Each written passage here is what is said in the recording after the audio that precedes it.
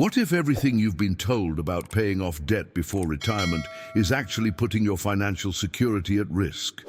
I know that sounds counterintuitive, maybe even a little crazy. After all, you've probably spent your entire working life hearing the same advice from parents, financial advisors, and retirement experts. Eliminate every penny of debt before you stop working. Get that mortgage balance to zero. Own everything outright. Enter retirement with a clean slate. But here's the uncomfortable truth that nobody wants to tell you. After 60, the financial playbook that guided you through your 30s, 40s, and 50s can become your worst enemy. The strategies that built your wealth during your working years might actually destroy your financial flexibility when you need it most. And the rush to become completely debt-free could leave you dangerously vulnerable at the exact moment when vulnerability becomes your greatest threat. Has this ever happened to you? You're sitting at your kitchen table, looking at your retirement accounts, maybe holding a decent chunk of savings, and you're feeling this overwhelming pressure to write one massive check and eliminate that mortgage once and for all. It feels like the responsible thing to do, doesn't it? The finishing line of decades of hard work, financial freedom at last. But before we begin, please hit the like button and let me know where in the world you're watching from today. It's always fascinating seeing who's joining us from around the world. And if you haven't already, make sure to hit that subscribe button and turn on the notification bell so you don't miss any of our future videos. Here's what most people don't realize. Time fundamentally changes how money works. When you were 35 years old, you had the luxury of making mistakes and recovering from them. You could rebuild an emergency fund, take calculated investment risks, and let compound interest work its magic over decades. Time was your greatest financial asset, giving you endless opportunities to course correct and grow your wealth. But after 60, every dollar you allocate carries enormous weight. Every financial decision creates immediate consequences that ripple through the rest of your life. You can't simply work a few more years to make up for a mistake. You can't rebuild depleted savings accounts the way you once could. And most critically, you can't get back liquidity once you've locked your money away inside the walls of a house. You can't easily access.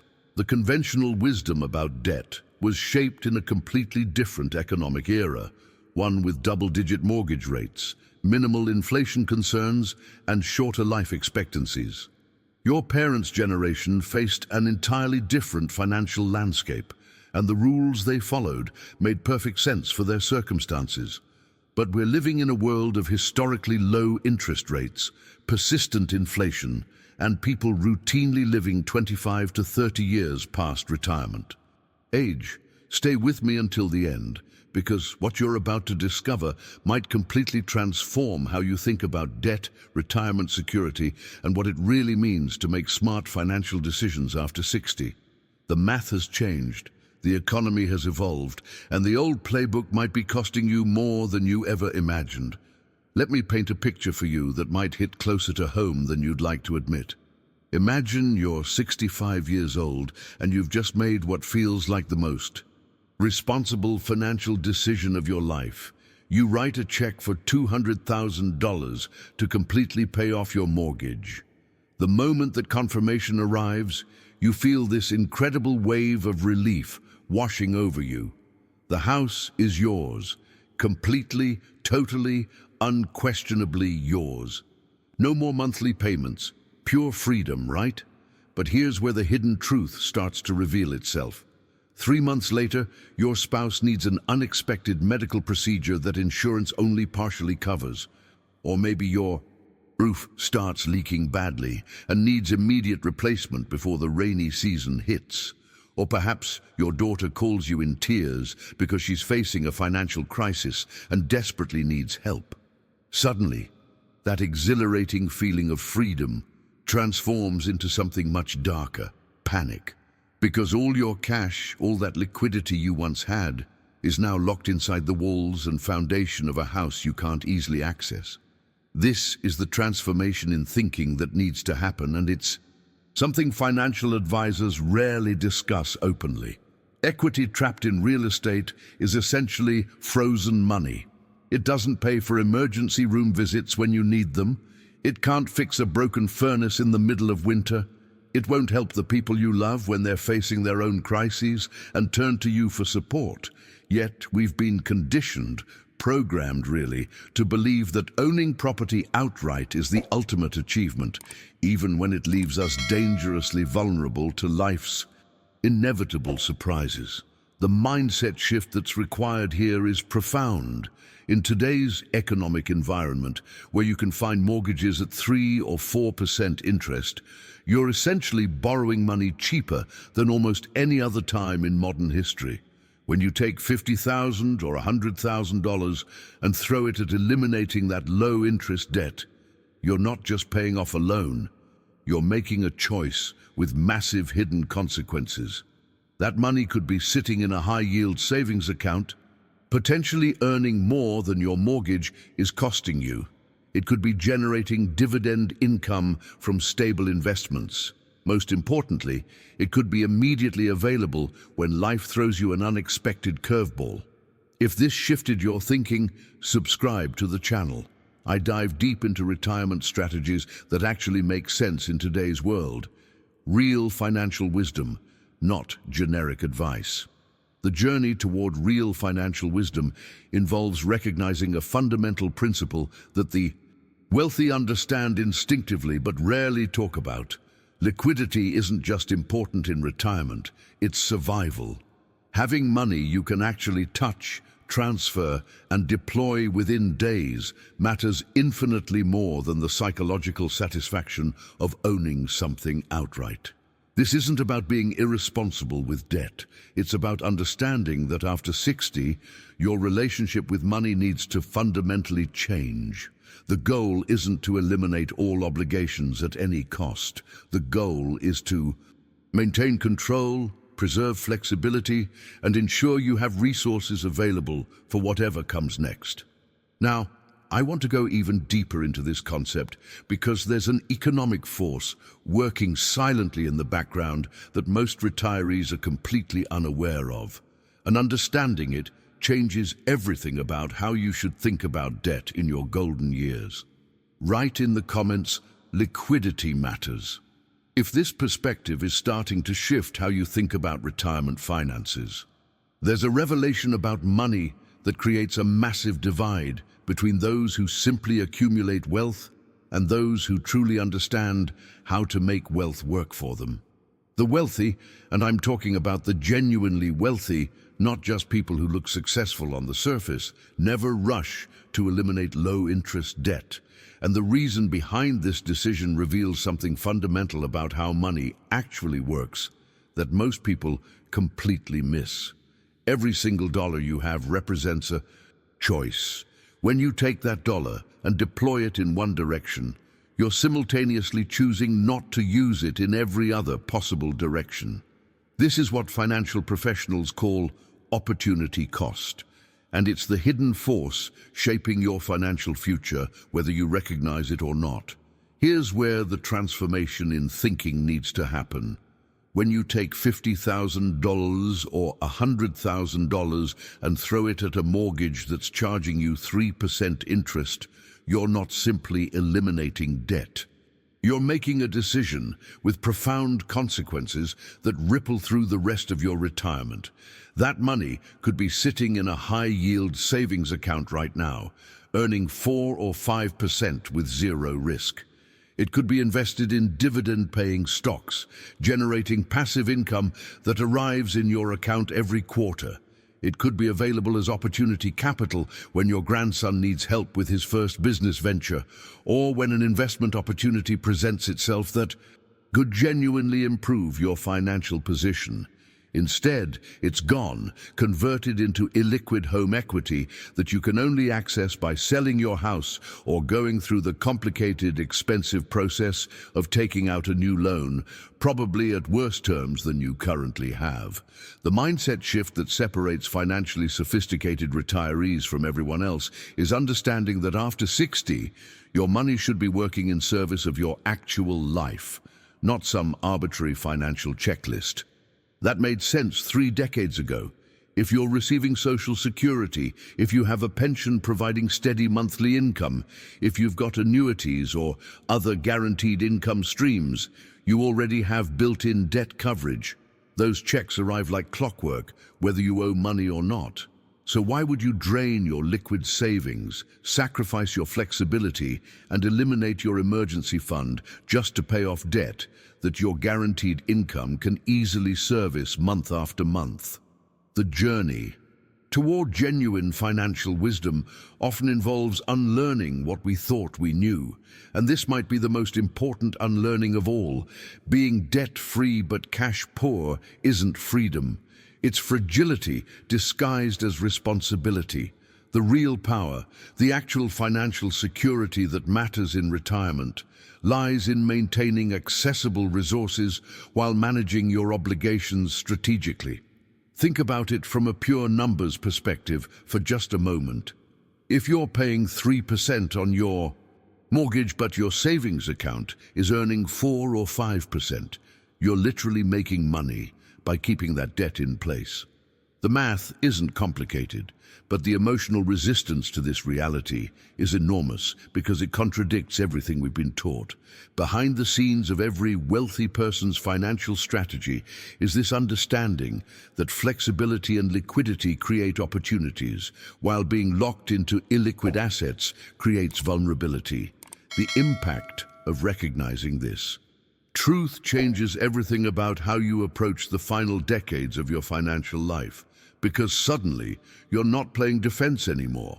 You're positioned to actually live the retirement you've been working toward all these years. Drop a comment saying opportunity cost matters if you're beginning to see how the numbers tell a completely different story than traditional advice suggests. There's an economic phenomenon happening right now that's quietly working in favor of anyone who understands it, and silently working against everyone who doesn't. We're living through a period where inflation is actually paying down your debt for you, and most people are fighting against this gift without even realizing what they're doing. Think about the mechanics of this for just a moment. If you're carrying a mortgage at 3 or 4% interest, but inflation is running at 5, 6, or even higher percentages, your debt is literally shrinking in real purchasing power every single year. The dollars you borrowed 5 years ago were worth significantly more than the dollars you're using to pay it back today. This isn't some abstract financial theory or complicated economic concept. This is mathematical reality working silently in your favor, hour after hour, day after day. But here's where the revelation becomes transformative. When you take a lump sum of money and aggressively pay off that 3% loan in an environment where inflation is running higher than your interest rate, you're essentially volunteering to lose purchasing power. You're trading valuable, flexible dollars that you have today for the elimination of cheap debt that inflation is already eroding on your behalf. It's the financial equivalent of swimming against a current instead of letting it carry you exactly where you want to go. The hidden truth that changes everything is understanding that inflation isn't just this scary economic boogeyman that destroys your retirement. When you're positioned correctly, inflation becomes a force that works for you rather than against you. Every month that passes with inflation above your mortgage rate, you're effectively getting a discount on your debt without doing anything at all. The purchasing power required to service that debt decreases automatically, while the equity in your home continues to exist regardless of whether you owe money against it or not. This is where the mindset transformation needs to happen on a deeper level. The journey toward financial sophistication involves recognizing that the old rules about debt were created in a completely different economic landscape. Your parents or grandparents might have told you stories about paying off mortgages as quickly as possible, and in their world, that made perfect sense. They were dealing with mortgage rates of 12, 15, even 18% in some cases during the early 1980s. Paying off a 15% loan early was brilliant strategy because that debt was genuinely expensive and dangerous, but we're not living in their world anymore. Today's environment of historically low interest rates combined with persistent inflation has fundamentally changed the mathematics. When you're carrying debt at 3 or 4%, you're playing an entirely different game with entirely different rules. Following advice that was designed for a 15% world when you're operating in a 3% world is like wearing a winter coat in summer because that's what worked last season. The impact of understanding this distinction cannot be overstated. Behind the scenes of seemingly successful retirements are people who recognize that context matters more than rigid principles. They understand that principles without context become dogma, and dogma in personal finance is expensive. They've made the decision to let inflation work as their silent partner, gradually reducing the real cost of their debt while preserving the flexibility and liquidity that actually matters in retirement. Write in the comments, inflation works for me, if this perspective is helping you see debt through a completely different lens. What separates smart financial decisions from costly mistakes after 60 often comes down to one critical factor that most people never consider until it's too late: irreversibility. Once you write that check, once you click that button to pay off your mortgage in full, that decision cannot be undone. The money is gone from your accessible accounts, permanently converted into home equity that sounds wonderful in theory until you actually need cash for something urgent. This is where the hidden truth becomes painfully clear for many retirees. You can't call your mortgage company next month and say, "Hey, remember that $100,000 I paid you last year? I need $20,000 of it back because my spouse needs surgery." It simply doesn't work that way. The transformation that money underwent from liquid cash to frozen equity is permanent, unless you're willing to go through an entirely new financial gauntlet. Let me walk you through what actually happens when you need to access that equity you've locked away. You'd have to apply for a home equity line of credit or a home equity loan, which means going through full underwriting all over again. The bank will scrutinize your retirement income, your credit score, your debt-to-income ratios, everything. And here's the revelation that shocks most retirees. Qualifying for new credit in retirement is significantly harder than it was when you were working. Your income has dropped, you're living on fixed sources, and banks view you as a higher-risk borrower, regardless of how much equity you've built up. Even if you do qualify, the process isn't quick. You're looking at weeks, sometimes months, of paperwork, appraisals, credit checks, and waiting. And during that entire journey, you're paying application fees, appraisal fees, origination fees, and likely accepting an interest rate that's higher than your original mortgage. The impact of this reality is staggering when you're facing an actual emergency that needs immediate financial response.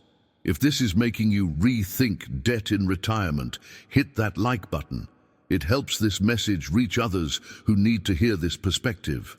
Behind the scenes, this is exactly where many retirees discover they've made a catastrophic error. They sacrificed liquidity for the psychological satisfaction of owning their home outright, and now they're trapped.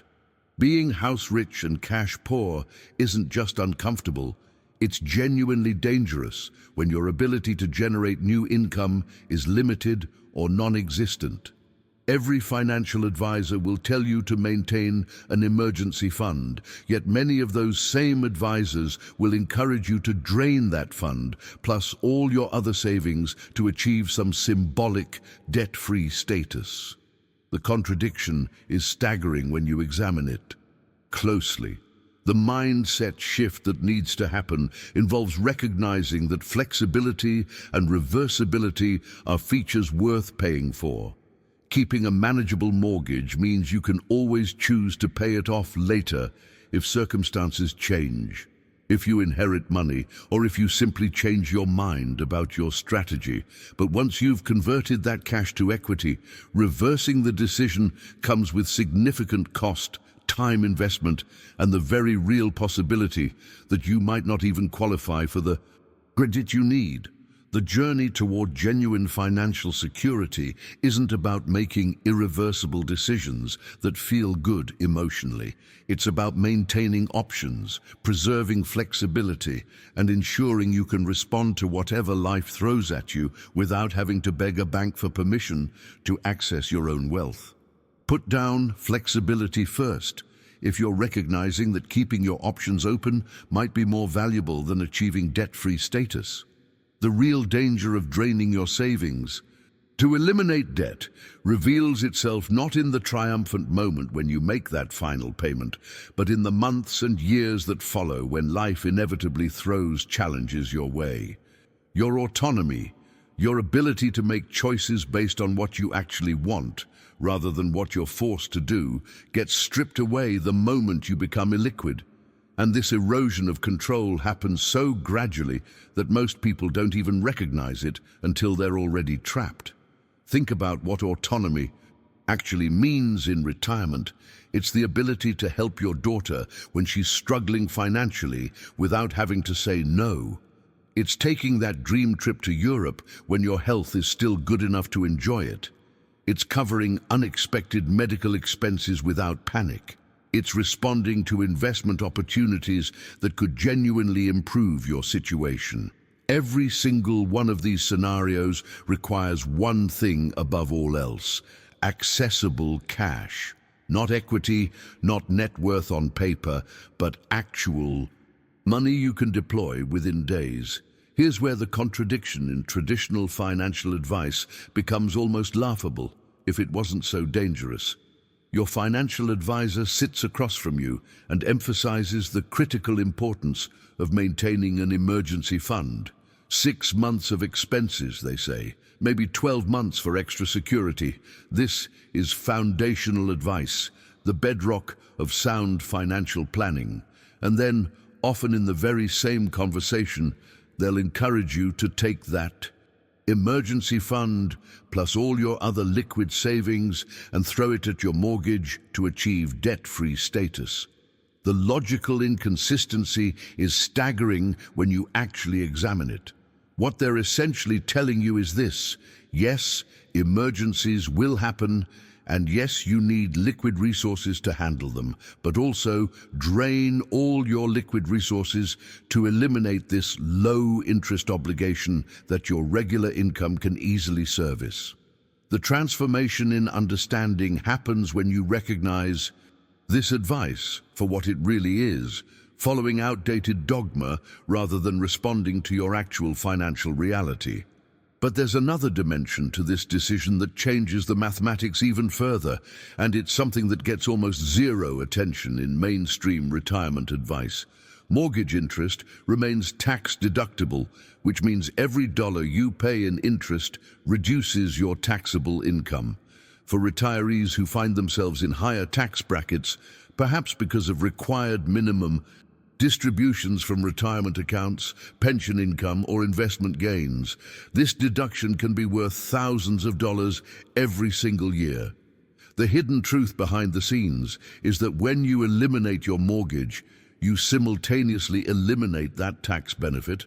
Suddenly you're paying significantly more to the IRS, money that's leaving your pocket permanently with nothing to show for it. Sometimes, when you actually run the numbers and factor in both the tax advantages and the inflation effect we talked about earlier, the true cost of carrying that debt becomes negative. You're essentially being paid to borrow money when you account for the complete picture. The impact of this revelation reshapes the entire decision-making process. The journey toward financial sophistication involves looking beyond surface-level advice and understanding all the forces at play. Behind every wealthy retiree's financial strategy is this comprehensive view. They consider opportunity costs, tax, implications, inflation dynamics, and liquidity needs simultaneously, not in isolation. Write in the comments, "Math over emotion," if you're starting to see how the actual numbers tell a story that's completely different from conventional wisdom. Let's talk about something that makes traditional financial advisors uncomfortable. The simple arithmetic that says you can actually come out ahead by maintaining debt while deploying your capital elsewhere.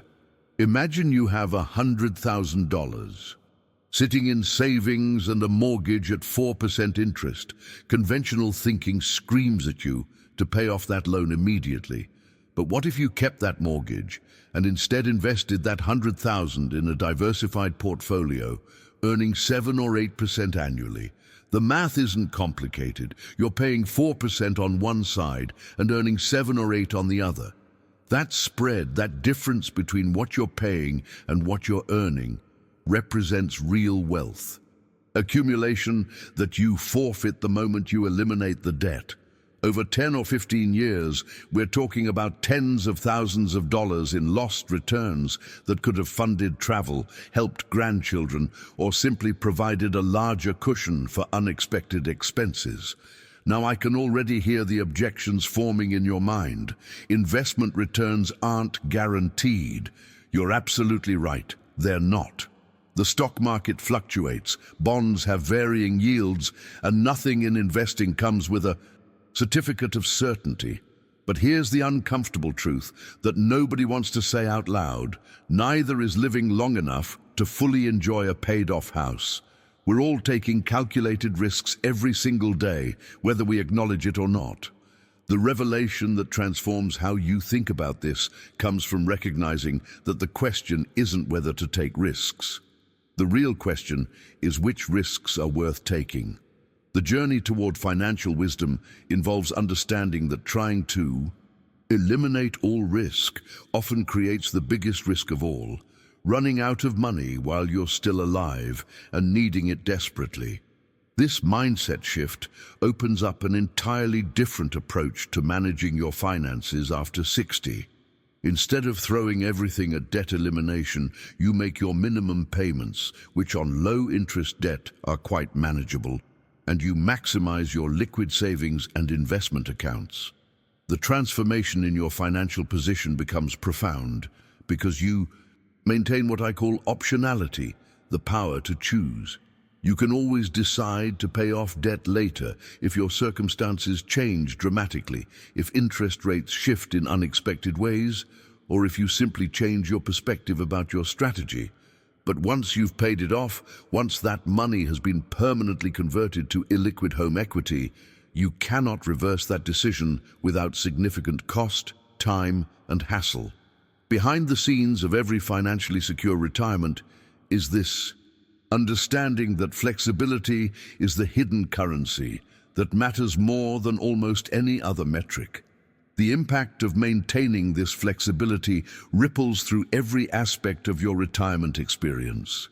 It gives you the power to respond to medical situations without panic, to help family members without resentment, to pursue opportunities without regret, and to take that dream trip you've been postponing for decades while you're still healthy enough to genuinely enjoy it. Having accessible capital means you can say yes to what matters without having to liquidate investments at terrible times or beg for credit in emergency situations. Drop a comment saying strategic flexibility if you're seeing how maintaining manageable debt might actually strengthen your retirement position rather than weaken it. There's a profound irony in how most people approach retirement security that becomes painfully clear once you understand what actual security means. The very act of trying to protect yourself from every possible risk often creates the one risk that can destroy your entire retirement, running out of accessible money while you're still very much alive and needing it. Think about what happens when you're 30 years old and you make a financial mistake or lose money in an investment. The solution is straightforward and accessible. You work a little longer, pick up extra hours, maybe delay a purchase or two, and you rebuild over time. Time is your ally, your safety net, your ultimate recovery mechanism. But after 60, when your earning years are largely behind you, losing money doesn't mean working longer to make up the difference. It means permanent lifestyle reduction. It means cutting back on things you've been looking forward to for decades. It means telling your grandchildren you can't help with college after all. The mindset shift required here is recognizing that your risk tolerance hasn't just changed. It's fundamentally inverted from what it was during your accumulation years. The journey from building wealth to preserving and strategically deploying wealth requires an entirely different playbook, and most people never make this mental transition. They continue operating with the same aggressive risk elimination mentality that made sense at 40, but becomes dangerous at 70. Here's the revelation that changes everything. Maintaining low-interest debt while preserving substantial cash reserves is actually the lower risk position for most. Retirees, being illiquid, having your wealth locked up in assets you can't easily access, is far more dangerous than carrying manageable monthly obligations. Why? Because illiquidity removes your ability to respond, to pivot, to handle the unexpected without creating additional financial trauma. You become financially brittle, and brittleness in retirement is how people end up in genuinely difficult situations despite having significant net worth on paper.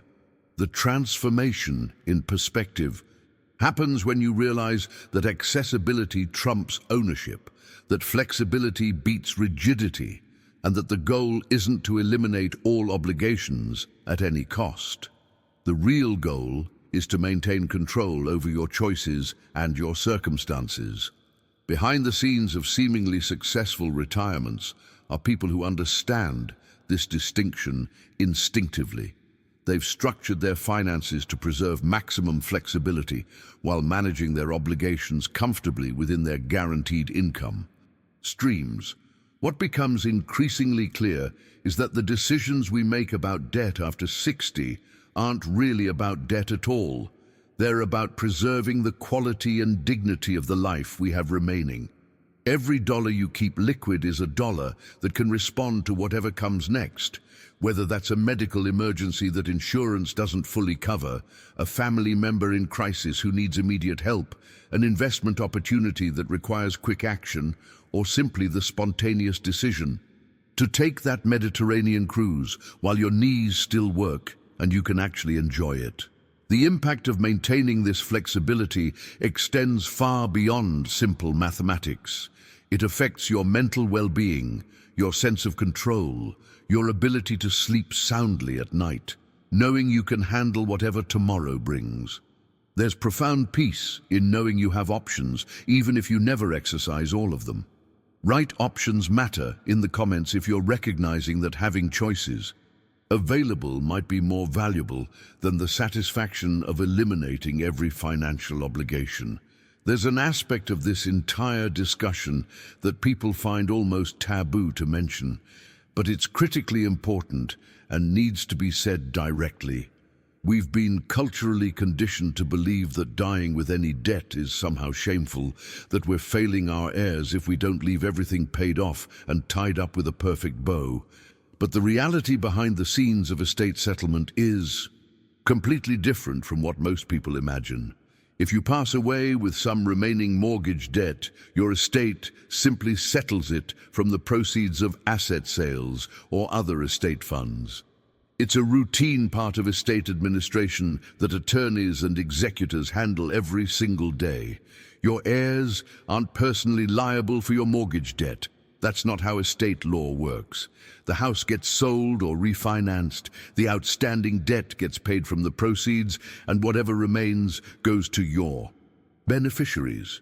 This is standard procedure, not some catastrophic failure of financial planning. The transformation in thinking that needs to happen involves asking yourself a deeply personal question. What was the point of all those years of hard work in the first place? Why did you sacrifice weekends, delay gratification, save diligently, and build your nest egg? It wasn't so you could spend your 70s and 80s obsessing over account balances and denying yourself experiences just to see a zero next to your mortgage line on some statement. Here's the revelation that should reshape your entire approach to these final decades. Would you rather live a constrained lifestyle through your retirement years, always saying no to experiences and opportunities, all to leave a slightly larger inheritance? Or would you rather actually live your retirement using your resources to create memories, help your family while you're around to see the impact, and trust that your estate will be handled properly when the time comes? The hidden truth is that being the richest person in the cemetery has never been anyone's genuine goal once they actually think about it honestly. Your children, if you've raised them well and they truly love you, would almost certainly prefer to inherit a smaller estate, along with memories of parents who traveled, who were generous, who said yes to life's opportunities, who were present and engaged and fully alive. Compare that to inheriting everything while carrying memories of parents who denied themselves unnecessarily, who lived in fear and scarcity despite having the resources to do otherwise. The journey toward wisdom in these matters involves recognizing that your legacy isn't measured solely in dollars and assets. The impact you make on your family's life while you're here, the experiences you share together, the help you provide when it matters most, these create a legacy that no amount of extra inheritance can match. Behind every child who truly cherishes their parents' memory is a story of presence, generosity, and a life fully lived, not a story of perfect financial statements and maximal wealth transfer. The mindset shift required is giving yourself permission to actually use your money while you can still appreciate it, while your health allows you to travel and engage and experience, while the people you love are still here to share it with you. This isn't being irresponsible or selfish. It's honoring the entire purpose of everything you worked so hard to build. Put down living fully matters if you're reconsidering what your retirement money should actually be used for and what kind of legacy you truly want to leave. There's a financial tool that gets an unfairly bad reputation because people don't understand how it actually works in today's regulatory environment. And that misunderstanding costs retirees millions in lost opportunities every year. If you're over 62 and own your home, a reverse mortgage can completely transform your financial picture without requiring a single monthly payment. Instead of draining your savings account to eliminate a traditional mortgage, you could actually tap into your home equity while staying right where you are, living in the house you love, deferring any repayment until you decide to sell or until your estate settles things after you pass. The transformation this creates is remarkable when you think about it strategically. You're converting illiquid equity into usable cash flow without sacrificing your living situation or taking on monthly payment obligations. Yet people reject this option outright because of outdated stigmas and horror stories from poorly structured deals that happened decades ago. The modern reverse mortgage landscape is heavily regulated, carefully structured, and can be an incredibly strategic move for the right situation. The mindset shift involves evaluating tools based on current reality rather than historical reputation. But here's the deeper truth that should fundamentally reshape your entire approach to retirement finance. Your mortgage is not your biggest threat, not even close. The real financial predator lurking in your future, the monster that actually destroys retirement security, is healthcare costs. Medicare covers a substantial amount, but it doesn't cover everything, and the gaps can be absolutely staggering. A serious illness, an extended hospital stay, complications that require specialized treatment. These expenses can obliterate a lifetime of savings in months, not years. The hidden danger that nobody wants to discuss at retirement parties or family gatherings is long-term care. Behind the scenes of comfortable retirements that suddenly collapse into financial crisis, you'll almost always find unexpected healthcare expenses. Long-term care facilities can easily cost $8,000 to $10,000 per month, sometimes significantly more depending on your location and the level of care required. And here's the revelation that changes everything. Most people will need some form of extended care before they die. This isn't some remote possibility you can ignore. It's a statistical likelihood that should be shaping your financial decisions right now. The impact of this realization should be immediate and profound. If you drain your liquid savings to pay off a 3% mortgage, and then 18 months later you or your spouse needs round-the-clock care or specialized medical treatment that insurance won't fully cover, where does that money come from? You can't pay a nursing home with home equity. You can't cover prescription costs and medical equipment with the satisfaction of owning your house outright. The journey toward genuine financial security requires prioritizing real threats over imaginary ones, and low-interest debt at reasonable rates is not the monster under the bed. Inadequate liquid reserves for medical expenses is the actual threat that destroys retirement security every single day. Write in the comments, healthcare first, if you're realizing that preserving cash for medical contingencies might be exponentially more important than eliminating your mortgage. This connects to something fundamental that changes as you age, something that reshapes your entire relationship with financial risk in ways most people never consciously recognize. When you're 30 years old and you lose money in an investment or make a financial mistake, the solution pathway is clear and accessible. You work longer hours, pick up that consulting project, delay a major purchase, and you rebuild your position over time. Time is your safety net, your recovery mechanism, your ultimate backup plan. But after 60, the transformation in how money works becomes absolute and irreversible. When your earning years are largely behind you and you lose money or make a poor financial decision, you can't simply work longer to make up the difference. That option has evaporated. Instead, losing money means permanent lifestyle reduction. It means cutting back on things you've anticipated for decades.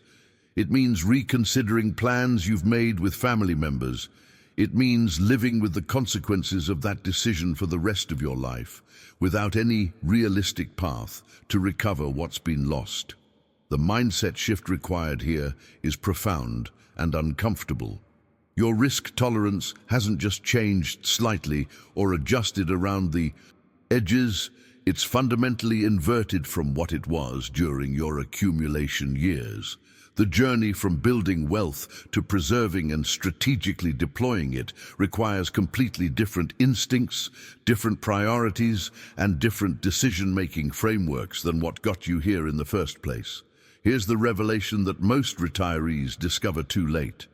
Maintaining low-interest debt while preserving substantial cash reserves is actually the lower-risk position.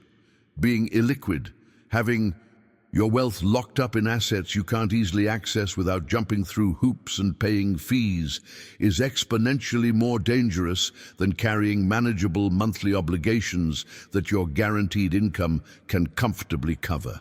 The hidden truth behind this paradox is that illiquidity removes your ability to respond to the unexpected without creating additional financial trauma. Think about the actual mechanics of what happens when you're cash poor but equity rich and an emergency strikes. You become financially brittle, one unexpected event away from crisis, despite having significant net worth on paper. You're forced into terrible decisions, selling assets at bad times, accepting unfavorable loan terms, or worse, simply going without necessary care or assistance because you can't access your own wealth quickly enough. Behind the scenes of every retirement that collapses from comfortable to catastrophic, you'll find this same pattern. Someone optimized for the wrong risks. They protected themselves against the psychological discomfort of carrying debt while leaving themselves completely vulnerable to the actual financial predators that destroy retirement security: unexpected healthcare costs, family emergencies, and the need for immediate liquidity during market downturns. The impact of understanding this inverted risk profile changes everything about how you should structure your finances after 60. Accessibility becomes more valuable than ownership. Flexibility trumps rigidity. The goal shifts from eliminating all obligations to maintaining control over your circumstances, regardless of what life throws at you. Put down "risk has changed" if you're recognizing that what feels safe at 30 might be genuinely dangerous at 70, and vice versa. What becomes increasingly clear through this entire journey of understanding is that the decisions we make about debt after 60 aren't isolated choices. They're the foundation upon which everything else in your retirement gets built. And before you even start debating whether to pay off debt, there's a more fundamental question you need to answer with complete honesty. Do you have 2 to 3 years of living expenses sitting in easily accessible savings right now? Not invested in stocks that could drop 30% next month, not locked in certificates of deposit with early withdrawal penalties, not tied up in home equity or retirement accounts with complicated withdrawal rules. I'm talking about liquid, accessible cash that you could touch tomorrow if you needed it without asking anyone's permission or paying anyone's fees. If your answer is no, then paying off debt shouldn't even be on your radar yet. Building that cash cushion is your absolute priority because it's the foundation that everything else rests upon. The transformation in your financial security that comes from having substantial liquid reserves cannot be overstated. This buffer protects you from forced asset sales during market downturns, shields you from life's inevitable surprises, and gives you the breathing room to make rational decisions instead of desperate ones. Without it, you're always one emergency away from financial chaos, regardless of whether your house is paid off or not. The journey toward real security starts with liquidity, and debt payoff is something you consider only after that foundation is absolutely solid. This isn't optional or negotiable. It's the sequence that separates people who weather storms from people who get capsized by them. Now, there's an even more critical consideration that financial planners call sequence of returns risk. And understanding this concept is absolutely crucial if you want to protect your retirement from one of the most devastating scenarios that can unfold. Imagine you retire at 65 and you've just written a massive check to eliminate your mortgage. You feel tremendous satisfaction about it. Then, 6 months into retirement, the market crashes 30 or 40% the way it did in 2008 or during the pandemic. Suddenly you need money for living expenses, but your portfolio is down significantly and you have no liquid reserves because you spent them all paying off debt. Now you're forced to sell investments at the worst possible time, locking in massive losses, permanently reducing your portfolio's ability to recover when markets eventually bounce back. This sequence, retiring, experiencing poor returns early, and being forced to sell at depressed prices, is one of the most devastating scenarios in retirement planning. The revelation here is that maintaining manageable debt while preserving your investment portfolio protects you from this exact nightmare. You can ride out market downturns without being forced to sell at the bottom because your debt payments are predictable and manageable, and you have cash reserves to supplement your income during rough patches. The hidden truth is that cash flow management isn't just some technical term financial advisors throw around.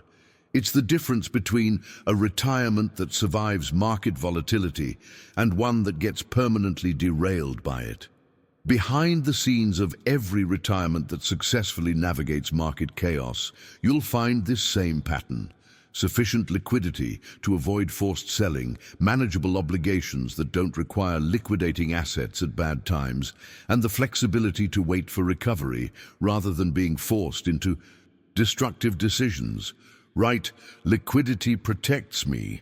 If you're understanding how cash reserves and strategic debt management could actually strengthen your retirement position during market downturns.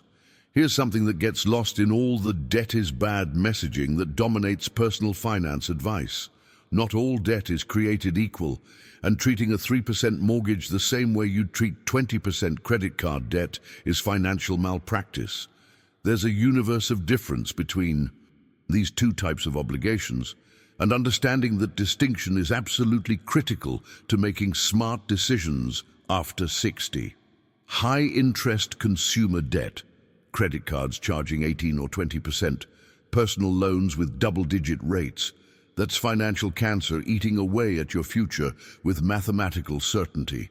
Eliminate that immediately, without question, without hesitation. That type of debt is genuinely destructive and serves no strategic purpose whatsoever. But low interest, fixed-rate tax-deductible mortgage debt, that's not your enemy. That's actually a sophisticated financial instrument that can work in your favor when deployed correctly and understood properly.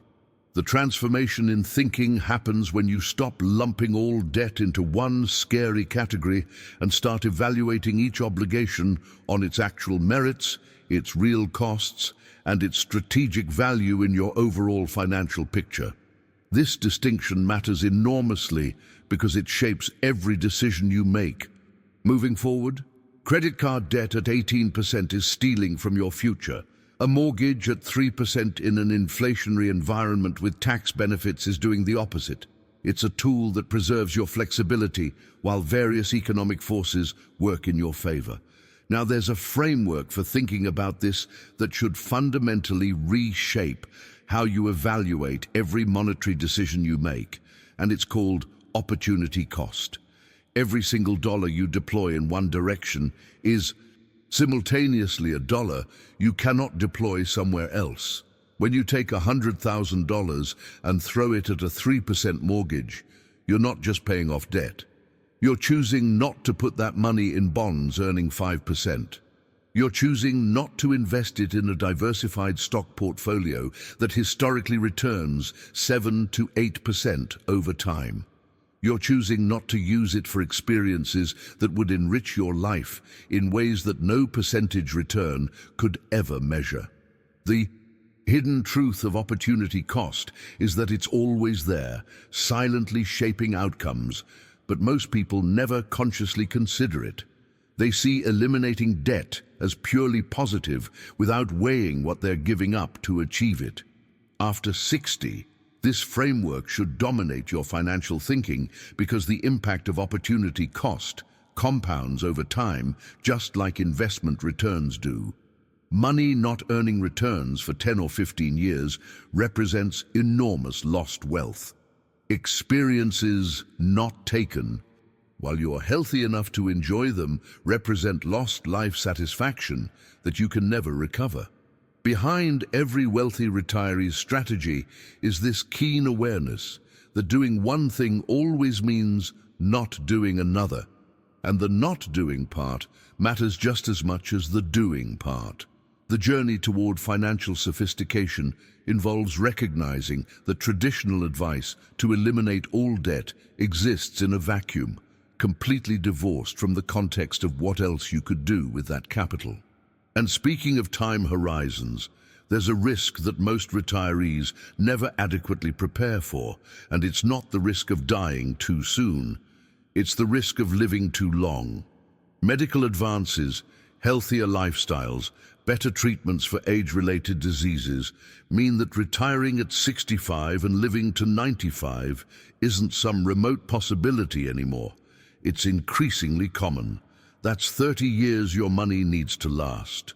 3 full decades of expenses, healthcare costs, inflation eating away at purchasing power, and unexpected emergencies along the way. Put down context changes everything. If you're seeing how evaluating debt in isolation without considering alternatives and time horizons leads to costly mistakes. Here's something that gets lost in all the debt is bad messaging that dominates personal finance advice. Not all debt is created equal, and treating a 3% mortgage the same way you treat 20% credit card debt is financial malpractice. There's a reshape universe of difference between these two types of obligations, and understanding that distinction is absolutely critical to making smart decisions after 60.